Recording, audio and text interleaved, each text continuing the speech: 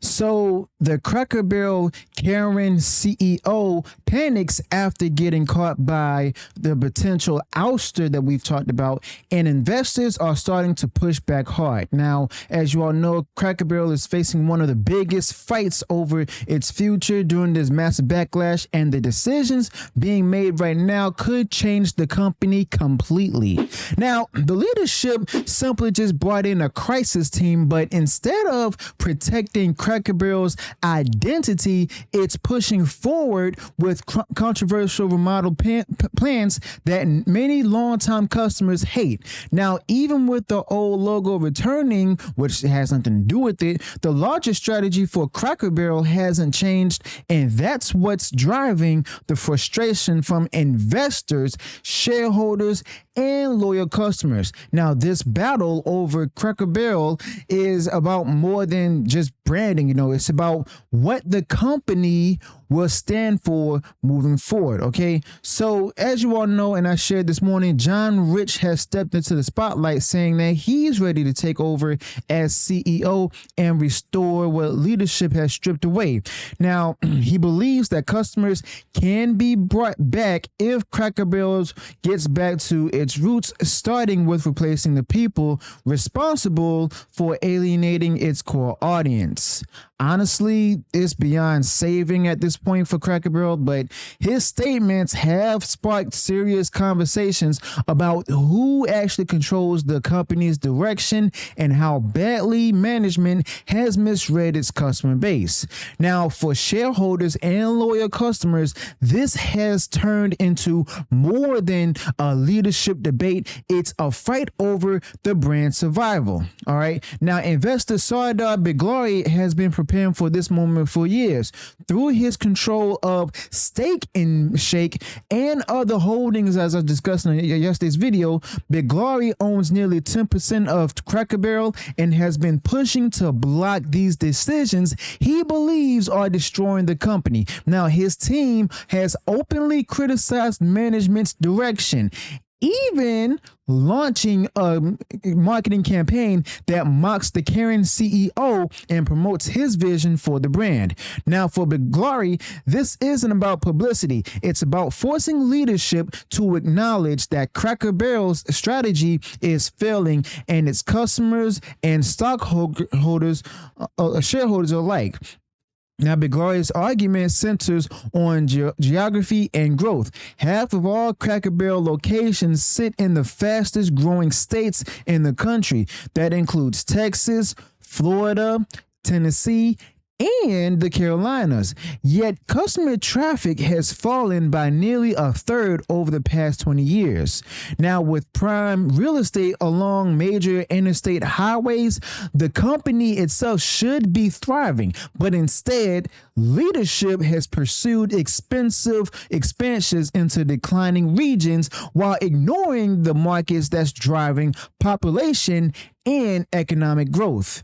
Now, Biglari believes that Cracker Barrel's losses come from chasing demographics that don't fit the brand or who don't care about the brand, and neglecting the audience that simply built its success. Now, the upcoming board elections in November will determine which vision moves forward. Now, if Biglari gains enough influence, he plans to halt the remodel program, simplify the menu, and focus on improving food quality and customer service. Now, his plan is built on reinforcing what worked, not replacing it with trends designed to attract customers who never connected with Cracker Barrel in the first place, let alone goes there. Now, leadership, on the other hand, remains committed to its strategic transformation plan, which Biglari argues has already driven away loyal families and travelers. Now, the failed West Coast expansion simply highlights exactly why this fight actually matters.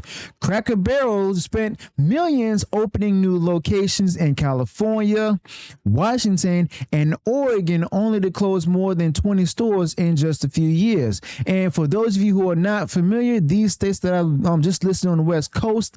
Yes, these are the woke-led states that we've all seen for years, where they basically don't care about restaurants like this. Okay, so yeah, that's more closures than the company saw in its first 4 decades combined. Now, the cost of operating those regions proves unsustainable, and critics argue management ignored those realities while doubling down on decisions that drained resources and delivered little in return.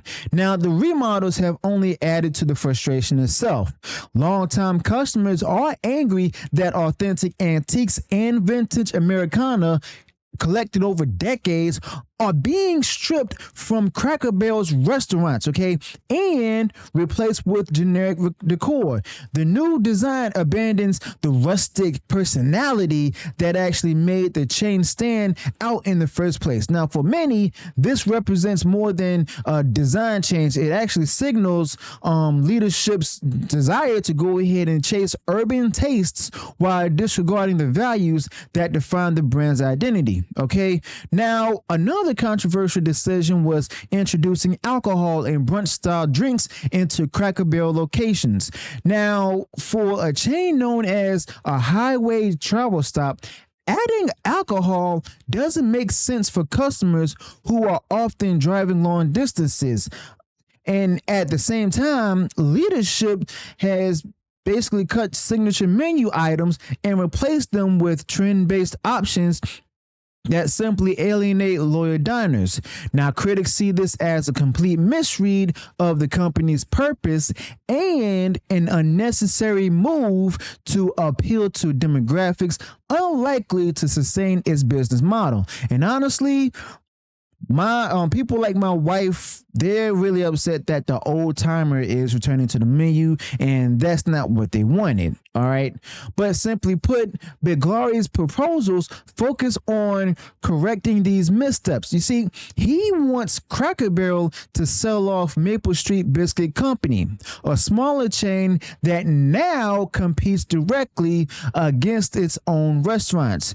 You see, he wants to redirect investment away from costly remodels and expansions and toward improving existing locations instead. Now, the goal is straightforward: serve better food, provide better service, and return to the country store experience that brought customers in for decades. Now, for Biglari, this isn't about, reinventing Cracker Barrel at all. It's about restoring what already worked in the first place.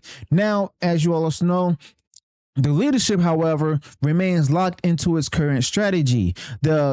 Its so-called data-driven transformation plan prioritizes redesigns and outreach to new demographics over reinforcing the brand's strengths. But the data tells a different story. Traffic is down, operating costs are up, and recent expansions have failed. Now, shareholders are growing frustrated, and November's vote will actually determine whether the company actually continues on its current path or shifts directly under new influence. And Cracker Barrel has a lot going for itself right now, but for many long-term supporters, this is more than, just corporate decisions. It's about cultural identity. You see, Cracker Barrel simply has always represented Southern hospitality, family traditions, and even road trip nostalgia. Now, moving away from that formula for Cracker Barrel risks losing the very essence of the Cracker Barrel brand. Biglari's supporters see his approach as preserving authenticity, while critics of the leadership argue that they've allowed Cracker Barrel to drift too far into an identity that doesn't connect with its customer base. All right. So simply put, Steak and Shake's campaign has made it harder for Cracker Barrel executives to just go ahead and ignore public backlash. Biglari is framing himself as the defender of the company's legacy, and John Lynch's Rich's vocal support has amplified that narrative. This has turned shareholder debate into a national discussion about tradition versus reinvention. The more customers learn about the decisions that are being made behind closed doors for Cracker Barrel, the more pressure builds on management to actually go ahead and respond. Now, this struggle mirrors challenges faced by other legacy brands, including Disney. Companies that abandon their loyal customer base to chase trends often end up losing both old and new audiences. Cracker Barrel's future could set an example for how other companies handle cultural identity, expansion, and brand loyalty in a competitive market.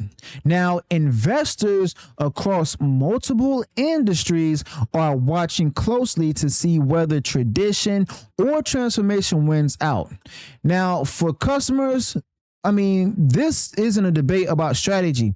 It's personal. Families who have been eating at Cracker Barrel for generations are still upset by menu changes, rising prices, and the loss of the authentic atmosphere that actually made the chain feel unique.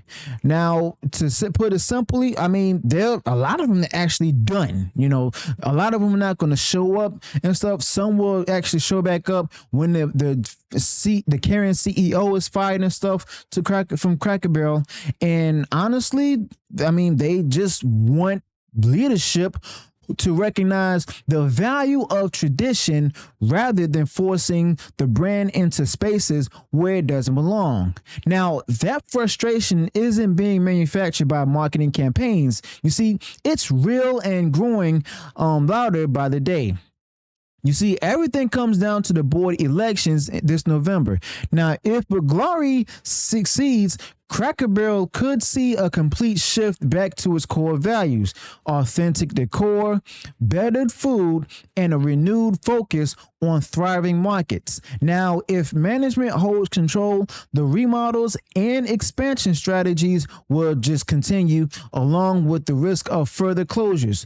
Now, shareholders, employees, and customers all understand the stakes because this decision will shape the company's future for decades to come. All right. So the fight over Cracker Barrel reflects a larger cultural conflict playing out across corporate America right in front of our faces. This isn't just, about a restaurant chain itself. It's about whether institutions rooted in tradition will actually protect their identity or surrender it for short-term trends. Now, the next few months will decide which vision wins. Customers are watching, shareholders are engaged, and the brand's legacy for Cracker Barrel is on the line. Now, Cracker Barrel's future depends on whether leadership listens or simply just doubles down. So let me know your thoughts about this in the comments below. Be sure to smash the like button, share the video for a while across social media, subscribe to the channel, turn on the bell for future uploads, notifications, and I'll see you all in the next one.